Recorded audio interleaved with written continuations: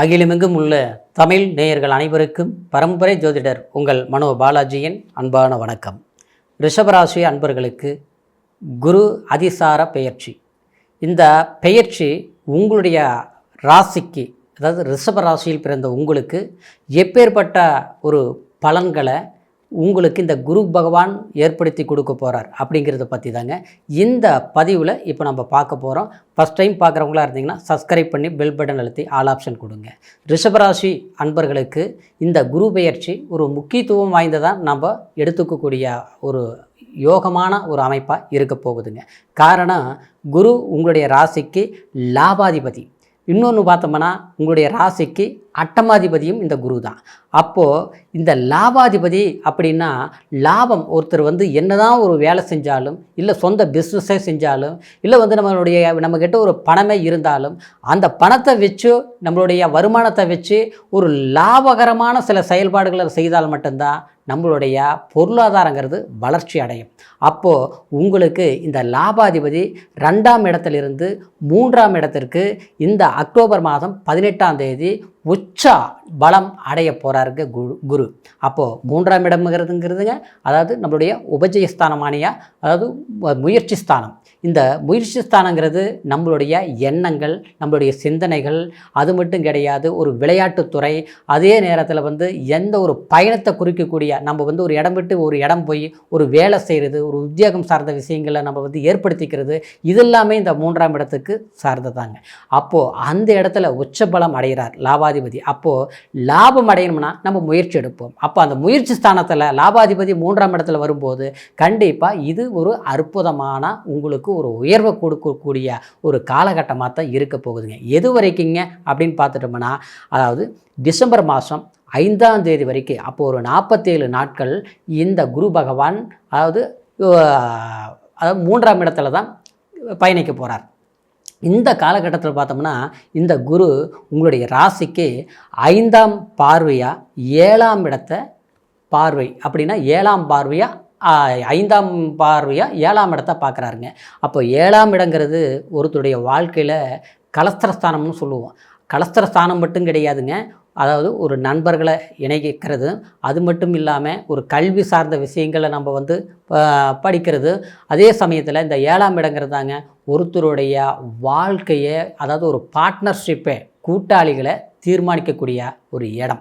அப்போது இந்த இடத்துல இந்த குரு பார்வை, அந்த 5ஆம் பார்வையாக 7ஆம் இடத்தை பார்க்குறதுனால, உங்களுடைய ராசிக்கு 7ஆம் பாவகத்தை பார்க்குறதுனால, அப்போது அந்த இடத்துல பார்த்தோம்னா கணவன் மனைவிக்குள்ள ஏற்கனவே ரிஷபராசி அன்பர்களுக்கு பொறுத்த வரைக்கும் சில சந்தர்ப்பங்கள், தேவையில்லாத சில மனக்குழப்பங்கள் ஏற்பட்டது பார்த்தீங்களா. நல்லா இருந்தோம், அன்பாக இருந்தோம், ஒற்றுமையாக இருந்தோம். ஆனால் சமீப காலமாக பார்த்தோம்னா சிறு சிறு பிரச்சனைகள், மன அழுத்தங்களை கொடுத்துட்ருக்குது. அது மற்றவங்களோட நம்மளுடைய குடும்பத்துக்குள்ளே ஒரு தலையீடுகள்னால சில பிரச்சனைகள் ஏற்படுறான். சிலருக்கு பார்த்தோம்னா, அதாவது நம்மளுடைய பொருளாதார அடிப்படையில் குடும்பத்தில் ஒற்றுமைகளை சிதறி போகக்கூடிய அளவுக்கு உருவாகியிருக்கு. இந்த மனப்பற்றுதல் இல்லாமல் எவ்வளோ நம்ம பிரியமாக பாசமாக வச்சுருந்தாலும் சூழ்நிலை தாங்க ஒருத்தரை நல்லவங்களை கெட்டவங்களாக்குறதும், கெட்டவங்க நல்லவங்களாக மாறுறதும், அதே நேரத்தில் நம்ம தவறாக புரிஞ்சுக்கக்கூடிய ஒரு வாய்ப்புகளும் இதெல்லாமே உருவாக்குறது நேர காலங்களை வைத்து தாங்க. அப்போது உங்களுக்கு இந்த சமீப காலமாக உங்களுடைய பிரச்சனைகள் ஏற்பட்ட சில இன்னல்கள்னால தன் குடும்பத்தில் ஒரு மன அமைதியை இழந்த சூழ்நிலைகள் மாறக்கூடிய ஒரு சந்தர்ப்பங்கள் கண்டிப்பாக இது உருவாகும். சிலருக்கு பார்த்தோம்னா பண விஷயத்தில் நெருக்கடிகள் இருந்தது பார்த்தீங்களா. கடன் வாங்காத நபர்களை தான் நம்ம கடன் வாங்க மாட்டோம், ஆனால் வாங்க வேண்டிய சூழ்நிலை உருவாகியிருக்கும். அது எந்த மாதிரி ஆகியிருக்கும்னா, திடீர்னு ஹாஸ்பிட்டல் செலவு வர்றது, இல்லையா நம்ம அடுத்தவங்கக்கிட்ட ஒரு உதவி கேட்டாங்கன்ட்டு நம்ம பணத்தை கொடுத்து அந்த இடத்துல ஏமாறுறது, இப்படியேப்பட்ட சில சூழ்நிலைகள் எல்லாம் வந்திருக்கும். அதனால் நமக்கு பண நெருக்கடிகளை நீங்கள் சந்திச்சிருப்பீங்க. சிலருக்கு அதாவது தூர பிரயாணங்கள் போயிருப்பீங்க, ஒரு வேலைக்குன்னு போயிருப்பீங்க. அந்த இடத்துல நல்ல வேலைகள் நல்லா சிறப்பாக இருந்திருக்கும். கடைசியில் பார்த்தோம்னா அங்கே சம்மந்தமில்லாத சில பிரச்சனைகள் ஏற்பட்டிருக்கும். அதனால் இன்னொரு இடத்துக்கு போகிறது, இந்த வேலை இழந்து வீட்டில் இருக்கிறது. ஏன்னா நம்மளுடைய தகுதிக்கு மீறி நம்ம யாருக்கிட்டையும் போய் நிற்க முடியாதுங்க.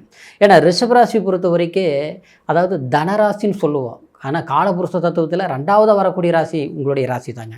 நீங்கள் எப்படின்னா பணத்தை சேர்க்கறதுலையும் நம்ம தேவைகளை பூர்த்தி பண்ணிக்கிறக்கூடிய அளவுக்கும் அடுத்தவங்களை எதிர்பார்க்க மாட்டீங்க. நீங்கள் எங்கே இருந்தாலும் பார்த்தீங்கன்னா நம்மக்கிட்ட என்ன இருக்குதோ அது போதும். நம்மளுடைய எண்ணங்கள் என்ன, நமக்கு ஒரு வீடு வேணுமா, கண்டிப்பாக சம்பாரித்து வாங்கி ஆகணும். இதுதான் உங்களுடைய நோக்கமாக இருக்கும். நம்ம குடும்பத்தில் இருக்கிறவங்க கஷ்டப்படாமல் நல்லா இருக்கணும். நாம் கஷ்டப்பட்டாலும் பரவாயில்ல, நாம் உழைக்கலாம் அப்படின்ட்டு எவ்வளோ தூரமானாலும் பார்க்க மாட்டீங்க. எவ்வளோ தூரத்தில் போய் வேலையும் செய்வீங்க. குடும்பத்தை பிரிஞ்சு போய் தூரமாக போய் வேலை செஞ்சிட்ருப்பீங்க. சிலர்லாம் பார்த்தோம்னா ஏதோ ஒரு சூழ்நிலையில் பார்த்தோம்னா நம்ம ஒன்றா இருக்கணும்னு நினைக்கிறோம், ஒன்றா இருக்க முடியலையே. ஆனால் இங்கே வந்து கஷ்டப்படுறோம், ஆனால் அதுக்கு உண்டான பலன் இல்லையே. நம்ம குடும்பம், அதான் நம்ம அண்ணன் தம்பி அக்கா தங்கச்சி எல்லாரும் வேணும்னு நீங்கள் பார்த்துருப்பீங்க. ஏன்னா உங்களுடைய குணமே அதுதான். எல்லோரும் வேணும்னு பார்த்த நமக்கு நம்மளை பயன்படுத்திக்கிட்டாங்க. நம்மளுடைய பணத்தை முடிஞ்ச வரைக்கும் அவங்களுக்கு எல்லாமே கொடுத்து அவங்களெல்லாம் ஒரு பொசிஷனில் வச்சு அழகு பார்த்துட்டோம். ஆனால் இன்றைக்கி நாம் வந்து தனிமரமாக நின்றுட்டுமே. ஆனால் நம்ம தேவைக்கு இன்றைக்கி வருமானம் சரியாக கிடைக்கலையே, இருந்த வேலை பிரச்சனையாக இருக்குது, அடுத்தவங்களை நம்பி நம்மளை துரோகம் பண்ணிட்டாங்களே, இதெல்லாம் ஓடுங்க மனசில். சரிங்களா? இந்த மாதிரிலாம் அனுபவிச்சிருப்பீங்க. சரிங்களா? ஆனால் அனுபவிச்சாலும் என்னென்னா ஒரு தைரியம். எப்படியானாலும் சரி, என்னாலும் சரி, நாம் அடுத்தவங்கள நம்ம வாழ வச்சோம், நம்ம குடும்பத்தை வாழ வைக்க முடியாதா?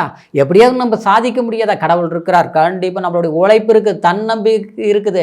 எப்பேற்பட்ட சூழ்நிலை வந்தாலும் இதை மாற்றக்கூடிய ஒரு பலம் நம்மக்கிட்ட இருக்குது அப்படின்னு ஒவ்வொரு நாளும் நீங்கள் கடந்து வந்துட்டுருப்பீங்க. சில நேரங்களில் பார்த்தோம்னா சரியாக தூக்கம் வராதுங்க, பல சிந்தனைகள் ஓடும்.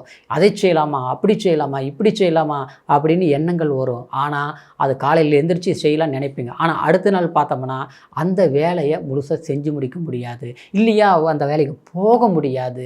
ஒரு கைக்கு எட்டுற மாதிரியே இருக்கும். ஒரு வேலையே எடுத்துக்கலாம், ஒரு இன்டர்வியூ அட்டன் பண்ணுறோம், ஓகே ஆயிடுச்சு, first round okay, second round, third round, சம்மந்தமே இல்லாமல் கூப்பிட மாட்டாங்க. வேலை அதாவது ரைட்டு கேரண்டி கிடைச்சிரும் அப்படின்னு நம்பிட்டு இருப்போம், பார்த்தோம்னா கிடைக்காது. இந்த மாதிரி ஒரு சூழ்நிலையில் இருக்கக்கூடிய உங்களுக்கு இந்த குரு பகவான் உங்களுடைய லாபஸ்தானத்தை பார்க்குறார் 9ஆம் பார்வையாக. அது ஒரு அற்புதம். இன்னொன்று பார்த்தோம்னா 7ஆம் பார்வையாக உங்களுடைய ராசிக்கு பாக்கியஸ்தானத்தை பார்க்குறார். சரிங்களா? பாக்கியஸ்தானங்கிறது என்ன? நமக்கு கிடைக்கக்கூடிய ஒரு நன்மைகள் உருவாக்கக்கூடிய நம்மளுடைய எண்ணங்கள் இருக்கும் இல்லைங்களா? ஒரு வீடு கட்டணும், அதாவது ஒரு கார் வாங்கணும், நம்மளுடைய நகநட்டு வாங்கணும், நம்ம குழந்தைங்களை இப்படி படிக்க வைக்கணும், இவங்களுக்கு அந்த மாதிரி செய்யணும் அப்படின்லாம் இருக்கும் பார்த்தீங்களா? அது எல்லாமே என்னென்னா பணம் நீங்கள் சம்பாரிச்சிருப்பீங்க, ஆனால் எந்த பக்கம் போச்சுன்னு தெரியல. ஆனால் இன்றைக்கி பார்த்தா நம்ம கஷ்டப்பட்டுட்டு இருப்போம், ஆனால் இதிலிருந்து மீண்டு வர முடியுமா அப்படிங்கிறது. சிலருக்குள்ள பார்த்தோம்னா குடும்ப வாழ்க்கையில் சிக்கல்கள் வந்திருக்கும்.